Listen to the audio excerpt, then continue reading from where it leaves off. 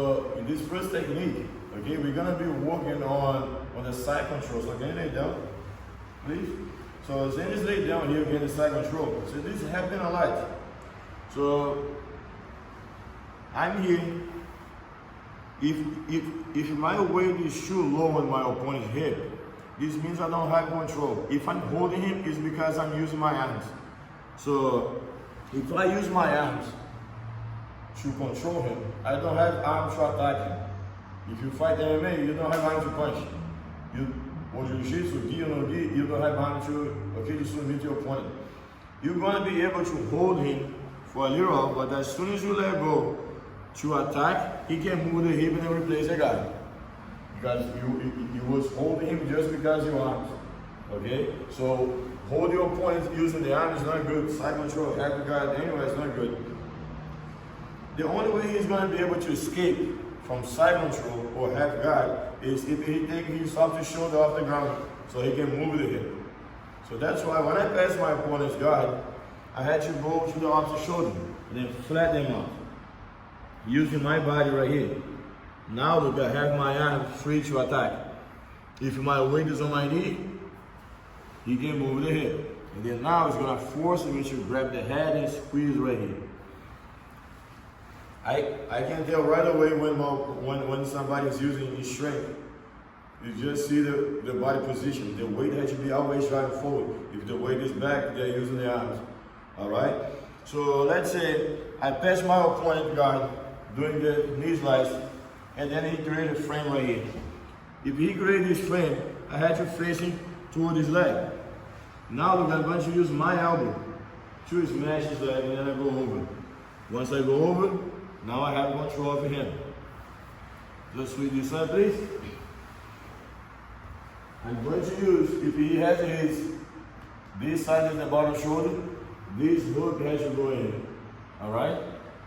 Because this, go on the hook, try to go to my back, I go to side control. If I put the other hook, go to my back, now I'm trapped. Alright? So the bottom shoulder has to be my hook. Right there. The reason I hook my leg, his leg, and I don't do this is because he wants to release the hip. If he can move his feet, he can replace the guy. So just yes, right there. So I need to trap. So I'm gonna trap right here. If he don't move his feet, he don't release the hip. All right. So the best way to trap somebody's hip is putting both knees together. The best way to control somebody is control lower body and upper body. So that's why when I get here, I have the underhook. If he has the underhook, that's okay. No problem because I have the hook. Alright? But my goal is to have the underhook. Is to control, now look, I need to control the bottom shoulder. Because if I control the lower body, but I don't control the upper body, he can elbow, now push himself back, he can replace the guy. Gi or no gi is going to be the same thing. My game is very, I don't make too many grips. Okay, so 90% of my technique is going to work gi or no gi. Okay, so right here, look. I pass my opponent's guard, let's say like knee slice. Alright? And go here, but he created a frame. He created a frame, he don't let me go to his upper body. He don't let me go higher. If I'm too low, his opposite shoulder is free. If the opposite shoulder is free, he's going to release the hip. So I like to prepare myself with that facing toward his leg. Use my elbow to smash. The reason it's going to be so easy to do this is because, put your back flat please. If you want to do hip escape, he needs you doing this way. Go, look at his knee. His knee's down. So he already lowered his knee for me. Okay? So I let him do the elbow escape. Go. Boom. Go over.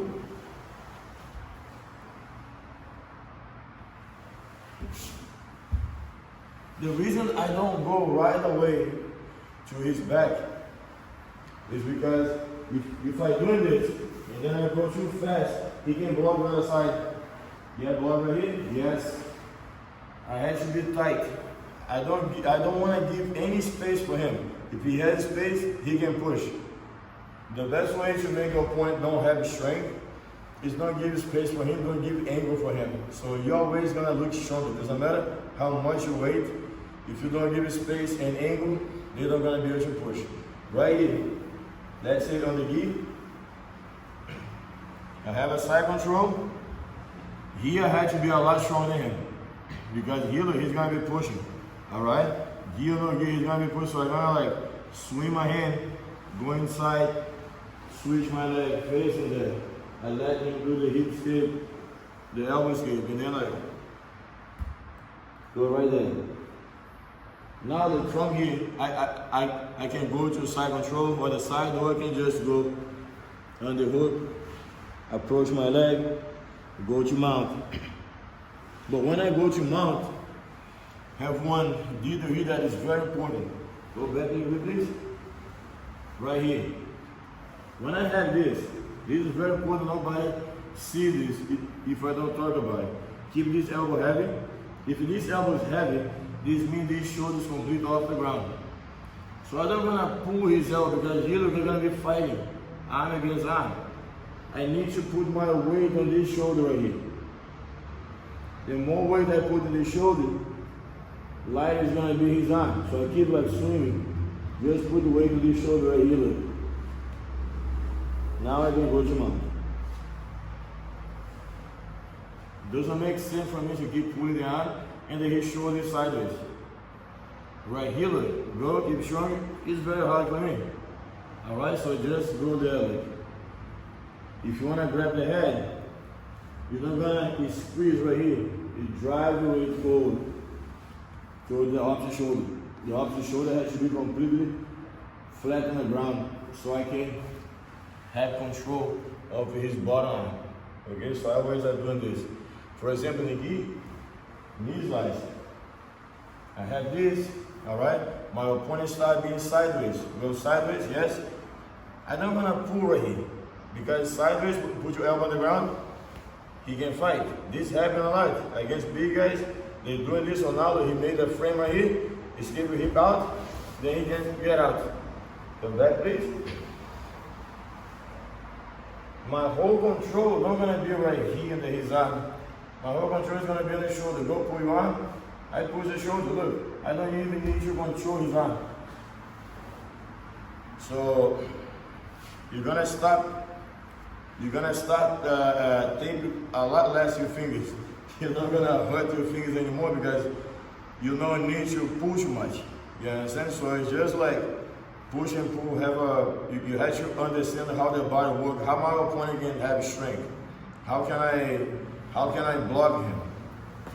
Okay. So jiu-jitsu, can you lay down, please? When I'm passing the guard, okay. So this video is just for like a guard pass concept and then like weight distribution. He has 3 frames. Number 1, it is a danger one, is this one. Or close guard, because right here, I'm very vulnerable right here. So in jiu-jitsu sport, on the gi, he's gonna hold my sleeve, all right? The second frame is the knee of the heavy guy. You don't wanna let me, all those frames, it should prevent me to go close to his head. Jiu-jitsu was created for self-defense, street fight. If I want to hurt him, I had to get close to his head. All right? Everything he want to do on the ground is you don't let me get close to his head. So when I pass the second frame, frame number 2, he has a frame number 3. So we need to understand those frames. He had 3 frames only. All right? And I had to go around his legs. Before 1973, so 1973 was the first Brazilian Jiu-Jitsu tournament, official tournament. It's a FJJ Rio, okay? I compete over there a lot, and I love that tournament, and it's still in the same place. The only way you had to pass the guard was open the guard right here, under hook. 1973, people started playing open guard, because guard pass become like points.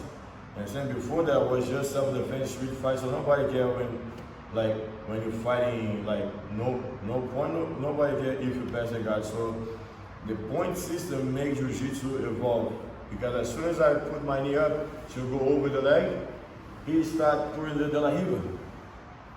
Okay?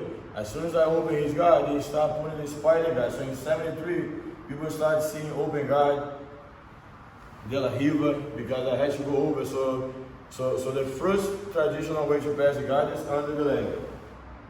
The second one was over the leg. The third one, I disengage and then I go around. So I had 3 ways to pass the guard, 3 different angles. He had 3 frames. Now we have all the techniques that involve those positions. Under the leg, over the leg, around the leg. Okay, so my opponent just gonna be able to play guard. The frames, it should make him move the hip. He's just gonna be able to play guard if he can move the hip. If he don't move the hip, he don't play guard. He's just gonna be able to play guard, move the hip, if he can push myself. If he don't push, he don't move the hip, he don't play guard. Okay, so this is how it works. If you go compete, you don't know your opponent's game. If you had to know everything he knows to defend yourself, you're gonna get very nervous because you don't know what you're gonna apply next. So the best way to be safe is to don't let him move the hip. If he don't move the hip, it doesn't matter how many techniques he knows. You understand? Because he's not gonna be able to apply nothing. Okay, so this is the like when you go fight, what you're gonna train. You need to have those basic principles on your mind. Doesn't matter which technique you like to apply. You're just gonna be able to apply a technique, or to don't let your opponent fight against you if you apply those principles. That is very basic. This has to be on you. Okay. So we have under, over, and then disengage. On the gi, as soon as I try to disengage, he's gonna be holding my sleeve. So don't let me get out. That's why people hold the sleeve a lot. Because they want, if they have the open guard right here, they want to hold the sleeve so they don't let me disengage. Okay? In no gi, it's a little bit dangerous because they don't have this, and they can expose the foot. So that's why they play butterfly a lot to hide the foot. That's why you like no gi, you see people sitting a lot. They don't lay down with the feet exposed like this because I can't jump your foot a lot. So when I go to butterfly right here, he's just gonna be able to lift me or control me if his head it is below my head. My head should be under him, so I can push his back to the ground. He don't want his back in the ground, so that's why he's like no gi. You see a lot of people like moving the hip like this back, so they can keep. They need the chest, head forward, hip back, so they can fight. And then arm drag, go sideways. Or they can lift you. When they lift, you're going to expose your leg. In Brazil, when I started training jiu-jitsu in 1992, leg locks was legal, everything was legal, and that was doing luta livre too. But the federation took it out, everything they made completely legal. And Brazilians stopped doing foot locks and jiu-jitsu lost. You understand? So all those things make you evolve. Okay, so this video is just like those basic concepts that how to understand the fight. Okay, my opponent. So my opponent needs to move the hip. He needs to push me. If he push the ground, I can manipulate his hip by pushing the knee, because when they step in the ground, they are not stopping me. So right here, for example, I have this position, okay, like half guard, and he don't have the knee on my hip. Push the ground. If he push the ground, I can go over his leg because he's not stopping me. If he push my hip, he's another story. Now I'm trapped.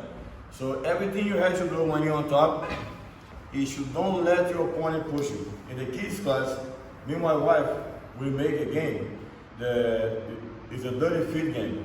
We say for the other kids, hey look, this kid came from Austin, walking, and his feet is very dirty. He wants to step in on your brand new gi. And the bottom kid wants to step in the gi, top kid don't let them step in the gi. This is a very good game for kids. So they think they're playing, so we call this the secret training, ninja training. So they think they're playing, but they're learning the concept how to pass a guard. People want to push, to move the hip, and attack, you want to don't let them push, so you go like an avalanche on top of them. All right? Thank you. Luz.